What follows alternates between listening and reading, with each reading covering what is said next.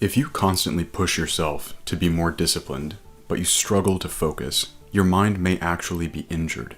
And if you don't treat that injury, your mind may never fully recover.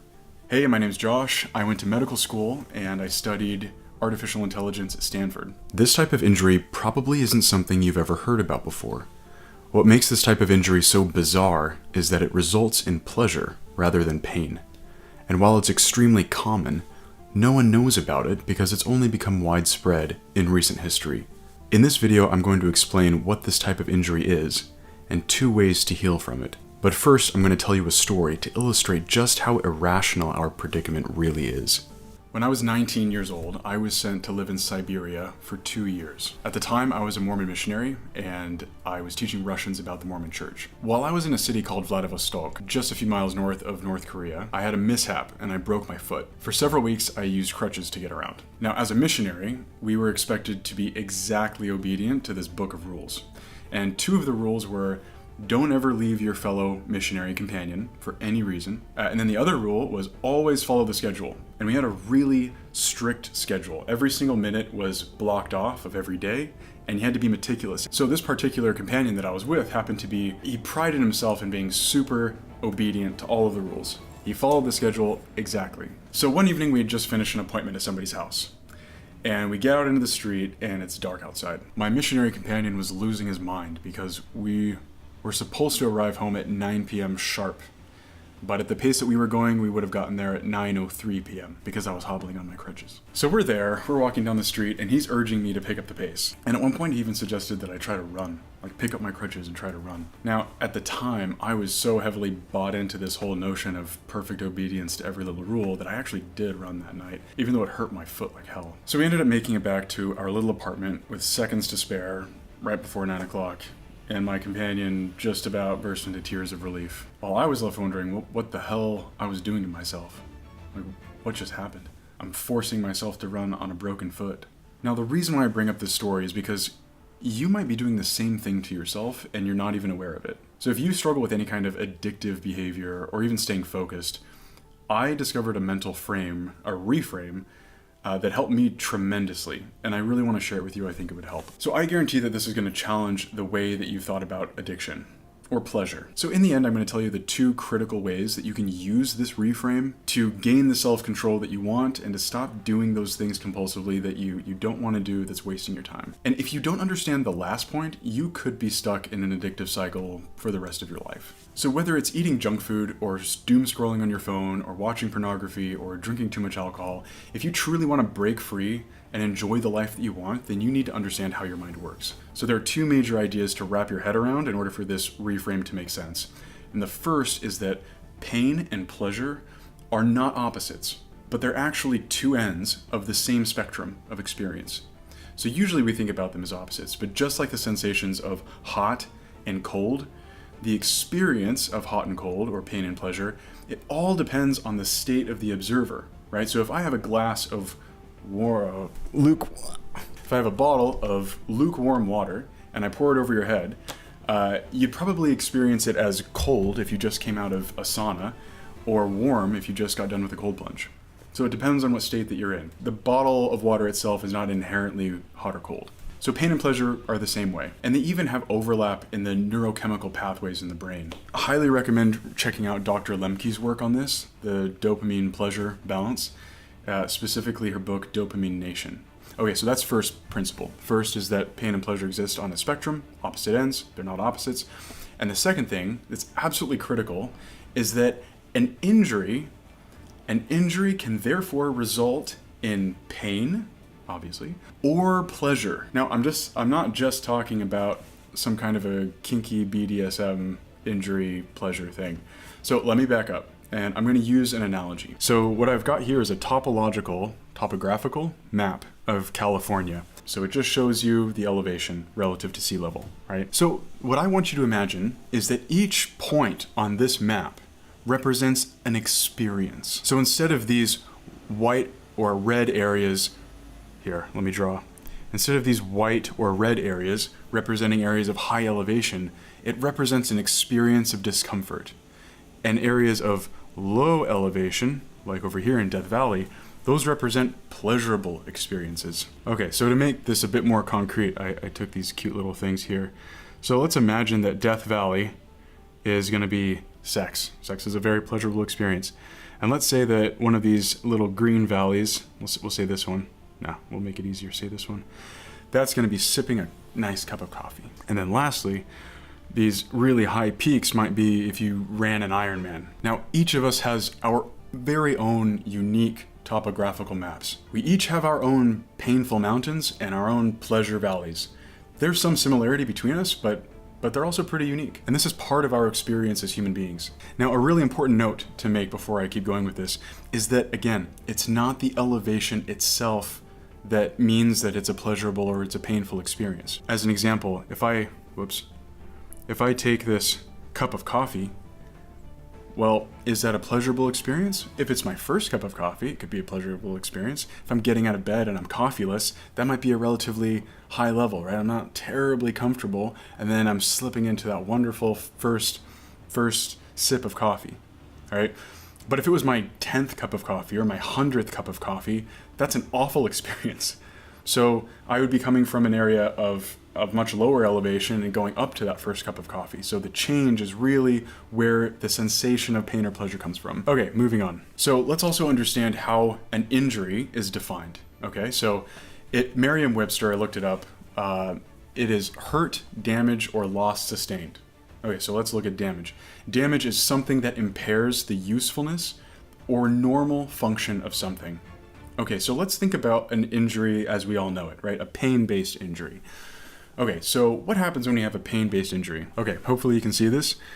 On the right, we have a painful experience. This is a hump, and then you have a pleasure pit, a sink in the experience, okay?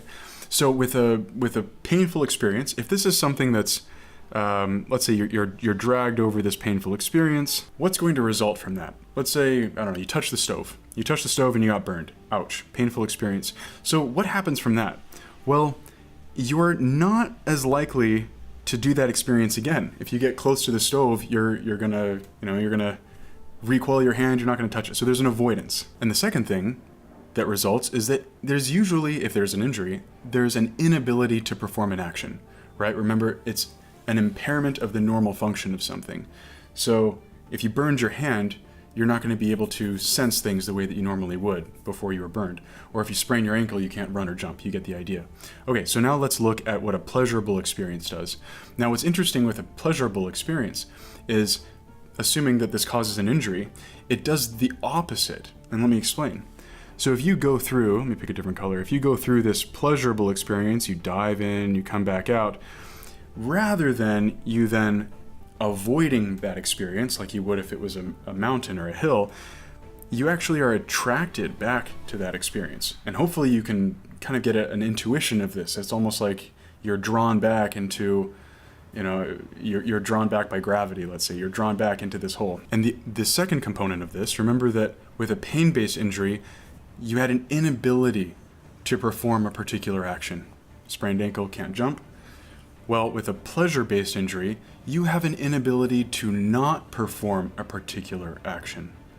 In other words, you have a compulsive action. Now, there are degrees to this experience, okay? And I'm going to list out three degrees. Now, there's a difference between having a painful experience and suffering an injury, right? There's a window. There's a window in which you can have a difficult experience that results in pain, and you come back to normal and you're okay. That's most experiences in modern day.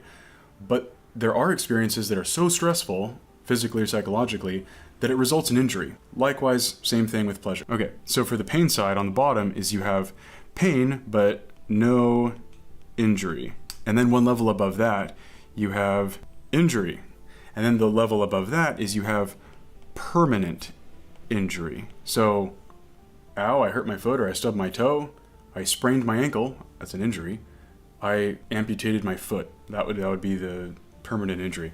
Whereas pleasurable experience, we can have the same thing. And I'm going to go into understanding what those things are, and this will really help you to watch out in life for the things that can cause you injury, but especially permanent injury. So let's go over what that first level would be on the pleasure side.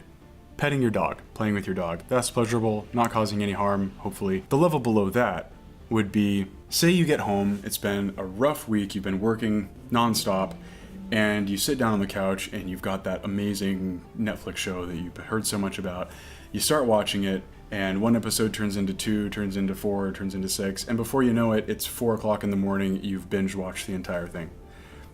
We've all probably experienced some degree of that, right? But then maybe you chide yourself, and then the next day it's a bit of a rough day without the sleep, and life moves on. That would be an example, I would say, of an injury, but it was temporary. So you see what happened. You experienced something, it brought you a lot of pleasure, and you had an inability to not act on it. You just kept watching it, okay? But eventually you got out of it, and now maybe you can go back to Netflix and you can watch like a normal person. So the lowest level of this is where we really need to watch out. And this is where we can hit so hard from such a depth that we end up hurting ourselves permanently. And this is where we get to the 12-step programs, the Alcoholics Anonymous, these drug addictions, where people literally cannot seem to control themselves, and they're caught in these cycles again and again, and they're putting everything on the line, and they destroy their lives, they drain their bank accounts, they crush their relationships. Like it's absolutely awful, and it's because that compulsive behavior is now permanent in a sense. Now, doesn't mean that there's no hope and there's nothing that you can do about it, but what it means is that there is a gravity to the experiences that we have that induce pleasure within us. And that just the same way as losing your foot in an accident has permanent consequences for the rest of your life. And that's the reason why we are so wary of situations that will physically put us into harm and cause a pain-based injury, because we know that there are permanent consequences to that. But our intuition does not work that way with pleasure. And it makes sense. Like, we haven't had reason to be thinking in that regard for most of our history as human beings. Now, one important point I want to make here, again, I'm just hammering this home because it's so important, is that the danger is not just about how deep these pleasure pits are, but it's about how that relates to your baseline level. So remember that example with Netflix? You came home, like, it had to be a tough week. Because if you were playing with your friends or partying or something, or having a good time, and all of a sudden there's a Netflix show, it's like, nah, I'm not really interested in that right now, because I'm already having a baseline good time. My life is full, I'm stress-free, whatever it is. So the baseline is super important to keep in mind. It's the difference in elevation, the shift in elevation. And the reason why this is important is that people with a higher baseline elevation are more vulnerable to these pleasure pits, right? So the danger here is twofold. If your life is chaotic and you're stressed out of your mind, then everything that takes you away from that harsh reality becomes way more pleasurable. The pits are deeper for you than they otherwise would be. So there's a lot more danger if your baseline is high. So it's important to keep in mind what your baseline is. And the reason why that's important is because not only do you have a greater distance to fall, but once you're in, climbing out of that pit takes a lot more effort. It's a lot more painful. Remember, climbing a mountain is painful? Well, climbing out of the pit, that's also a great change and increase in elevation. So then, why is this so counterintuitive? Why is it that we're so tuned in to pain-based injuries, but we're basically oblivious when it comes to pleasure-based injuries? So as I said before, everyone has their own unique landscape, but our landscapes are carved by our experiences, our culture, the choices we make, the quality of our lives. So modern society massively influences what our landscapes look like. So if you were born 1,000 years ago or more, your landscape would look something like this. There's the mountain of hunger, there's the mountain of incurable disease, there's another child didn't survive mountain, there's freezing to death mountain, the list goes on and on and on. We are just surrounded by mountains for most of our existence as a human species. Now, over the centuries, our species has worked tirelessly to grind these mountains down. Slowly but surely, we've been grinding them down. And in today's modern world, all of a sudden, virtually none of these mountains exist anymore. Instead, we have the opposite. It's almost like we've flipped the geography, and instead of having mountains jutting out, we have pits that jut down. And these pleasure pits are deeper than anything that our ancestors had to deal with. We have food like we've never had before, packed with sugar and fat. We have pornography, we have movies, we have, I said, social media, we have Of course, we have drugs, we have even work, we have the internet, we have YouTube, we have all of these things that are pleasure pits, and they're vying for our attention because we're wired to avoid the big mountains and to seek out the valleys and stay in the valleys, because historically that's meant that we're doing okay, we're doing right. There's a quote that I really like: "You can enjoy whatever you can also resist. If you can't say no to what you have, then you don't have it, it has you." And I'd like to talk about the two solutions that I figured out to get myself out of my own pleasure pits. And the second one, everybody gets backward. And if you don't get that right, I'm convinced you are stuck in that cycle for the rest of your life. Okay, so first thing you need to do is increase your capacity to move uphill. You've got to learn to be a mountaineer. And you do this by intentionally moving from an area of low elevation to high elevation. In other words, you need to get comfortable with discomfort. So think about this in terms of the landscape. Have you ever gone out with friends for a couple of drinks, and then 2 drinks turns into 3, turns into 5, and then before you know it, you're nursing a hangover the next day? So you dropped into this 2 drinks with friends pit, which could have been a wonderful experience. And when the time came to get out of that pit and call it a night, go home, you chose instead to sink to an even lower pit instead of climbing out, because climbing out of that 2-drink pit would have been too difficult. So the harsh truth is that you're not a good enough climber. And there are 2 ways to address this. The most straightforward way to address this is to get good at climbing nearby mountains. So this involves picking something that you know is difficult, that you know is healthy for you, like going to the gym or cold plunge or any number of these things, and you commit to it and you grind through it and you do it. You get good at facing something that's difficult and moves you through it. And personally, I did this by working out. So by doing difficult things in the gym, I developed this ability to climb up that landscape. And the second thing you need to do, and this is the most important, is you need to adjust your baseline elevation. By far the most important one. So when I hear words of caution like don't do drugs, don't watch porn, don't spend too much time on social media, don't eat sugary foods, I get it. What they're saying is don't drop into these pleasure pits. But you know what makes all of that less of a problem is if you can decrease your baseline elevation. The problem is that some people's lives are hell, and you've got to be honest with yourself. If you're living through stress and it's difficult and you're lost and you're working for somebody else's dream and you're not being true to yourself, you have to recognize what your baseline is. Otherwise, you're going to be navigating a sea of pits for the rest of your life. So understanding this pain-pleasure landscape was critical for me to make the changes that I needed to make to achieve freedom from addictive behaviors that didn't serve me. And the biggest thing is, the same way that I would look at jumping off of a cliff, I now have the same view when it comes to pleasurable activities. I ask myself, is this safe for me? Considering where I'm at right now, is this safe? Hard things happen in life, and very difficult things have happened to me. And how that's changed the way that I look at pleasure is that when things are the hardest, when it's the most stressful, that's the time to stay away from pleasurable things. As much as we want it, as much as we yearn to have some kind of an escape. And the other thing that I do is on a daily basis now, I pick things that are difficult and I get used to climbing them. And what that's done for my life is it brings a measure of peace. That if I can handle all of these uphill battles, and I can do so voluntarily, then I can fall into a pit or I can be dragged up a mountain and I'm going to be okay.